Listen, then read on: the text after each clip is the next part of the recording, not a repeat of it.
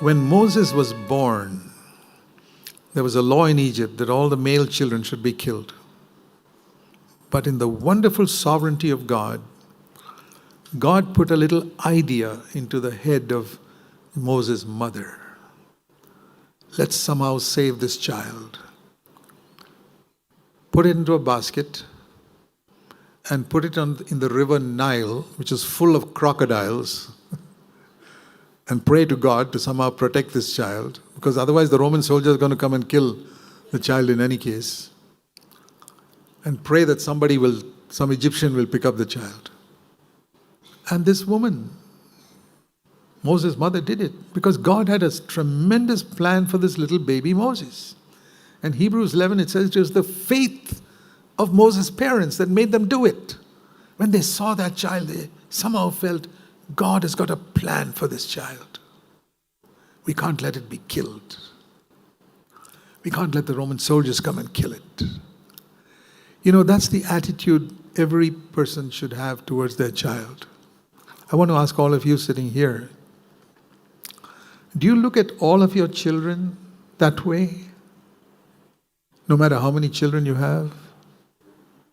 Do you feel, oh, I have too many children? Really? Which one do you want to be killed? Tell me. Which one do you want to get rid of? So many people want to get rid of that child when it's a baby or in the womb. I said, just hang on, wait till it grows up 5 or 6 years old, then decide whether you want to kill it or not. You'll change your mind. Moses' mother didn't want that child to be killed. It says in Hebrews 11, she saw it as a good child. Every child is a good child. And so God protected that child, and God had a plan, and Pharaoh's daughter came to the bathing place and saw the baby. It's all sovereignty of God, and allowed the crocodiles. God kept the crocodiles away. It's amazing how God protects those who He has a plan for. And I want to tell you, all of us are alive today because God's got a plan for your life and mine. Don't think it is because of your cleverness or some doctor treated you. It's all rubbish. God has a plan for your life. Otherwise, you and I would be dead long ago. I know for that. I don't know how many scooter accidents I've been saved from in the 42 years I rode scooters in this city. A lot of angels will tell me that when I go to heaven. They show me the videos and they say, did you know you were going to have an accident here? And I was there. I said, oh, I didn't even know that. But I know there were many things like that, I believe with all my heart. And same with you, even if you don't ride scooters. Many, many accidents and things God has saved you and me from. It's not our cleverness. I want to tell you, my dear brothers and sisters, it is because God has a plan for your life. But as Moses grew up and he got educated in Egypt's palaces, and he was rich, educated, and powerful, strong, muscular, great preacher. It says that in Acts 7, he was very powerful in speaking. He could not serve God at the age of 40 because of one reason, only one. He had position, just like Lucifer or the head of the angels. He had position, education, power, wisdom, wealth, but he lacked humility. And God says he can never be the leader of my people if he doesn't have this. He was the most qualified person in Egypt, but he was not fit to lead God's people. And I want to say to you, that's the problem with many Christians who are in leadership today. They lack the number one quality for leadership, humility. They got Bible knowledge, they gone to seminaries, they got degrees, so many degrees after their name. They are very capable speakers, but they lack humility. And God says no. He said no to Moses. And he'll say no to you no matter what qualifications you have, Bible knowledge or whatever it is. And God said, I've got to humble this man. Otherwise, I'll never be able to use him. I've got a plan for his life. And what does God do? God allows Moses to get angry at an Egyptian he saw hitting a Hebrew, and he went and hit that fellow with one blow and killed him. See how strong he was? One blow on the Egyptian's face and he died. And the news went round that Moses has killed an Egyptian. And Pharaoh heard of it and he had to run for his life. And in the sovereignty of God, he lands up in a place to drink water, and one local heathen priest, his daughters have come there to feed their flock. And some people come to fight with those women, and Moses protects those women, and they went and tell their father, this man protected us. So that priest calls Moses home. And that's how he gets his food, and he marries the daughter of one of that heathen priest who was not a Jew. And not only that, he had to live supported by that man, this great prince of Egypt. God is doing a work in humbling him. Live in a desert.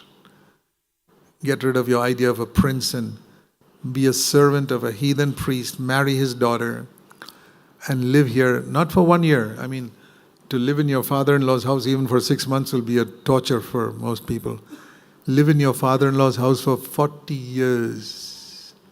That's enough to humble anybody. And that is how God broke the man who was to be the greatest prophet that Israel had. That's how he was fed. His heart was lifted up. Remember those words? His heart was lifted up. Moses, I am the leader. I'm 40 years old, I'm muscular, I can speak well, I've got such influence, I can deliver the Israelites. Sure, with my influence I'll do it. God says, you don't know.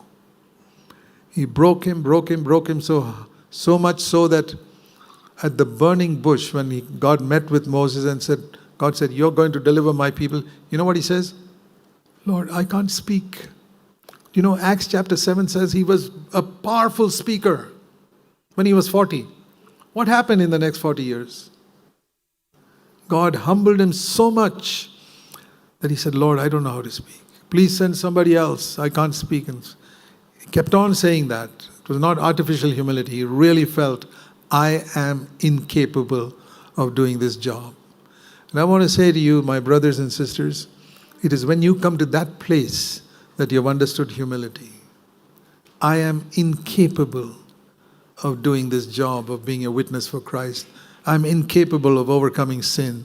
I'm incapable of, I say that to myself, I'm incapable of being an elder. The day I think I'm capable, I'm doomed. I will never feel like that. I'm totally incapable of being an elder. How in the world can I take this responsibility of God's work of all things? Then God said to him, now you're ready. Now go and I'll be with you. And he did the greatest deliverance and led those Israelites through the wilderness for 40 years. Another example, before Moses, was Jacob. He was a crook from the time he was born. Always grabbing. He grabbed his brother's leg. He was a twin. He was a twin who wanted to come out of his mother's womb first. And they were struggling inside Rebekah's womb. And somehow Esau pushed his way out, and Jacob grabbed his leg and said, hey, I want to get out first. And I don't think there's ever been a twin birth like that, where one twin comes out holding the leg of the other. That's unique, you know. And so they saw that and they named him Grabber, Jacob. That's what it means. And then he grabbed his brother's birthright. And then through a lot of shrewdness, he tried to grab his uncle's daughter Rachel, but his uncle was a greater crook than him, and gave him his older daughter. And I finally ended up with 2 wives. And then he, with his crooked ways, grabbed his uncle's sheep and property. He was a grabber till one day, it says God broke his hip joint and he couldn't walk. He was like a 25-year-old man walking with a cane. He was older than 25, but because of the age those days, it's equivalent to a 25-year-old today walking with a cane. Can you see a 25-year-old? Have you ever seen a 25-year-old young man walking with a cane? It's pretty humbling. It really is.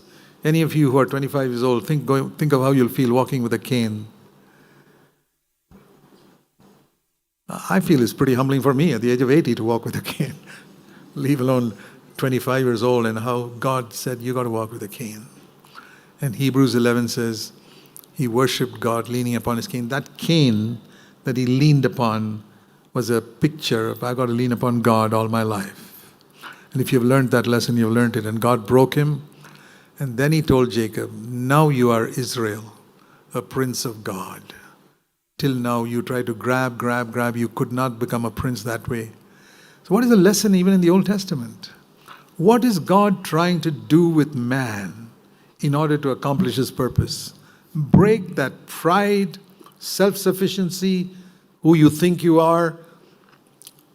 People who live like that ultimately destroy themselves, never fulfill God's purpose for their life, and usually end up in hell, along with the first person who said, whose heart was lifted up. The person whose heart was lifted up first is in hell, will be in the lake of fire eternally. And all those whose hearts are lifted up like that will join him, that is for sure. Call yourself Christian, call yourself born again, call yourself whatever you like. Have this attitude in yourself which is in Christ Jesus, which is the root of salvation. Learn from me, he says, learn gentleness and humility. Let God break you.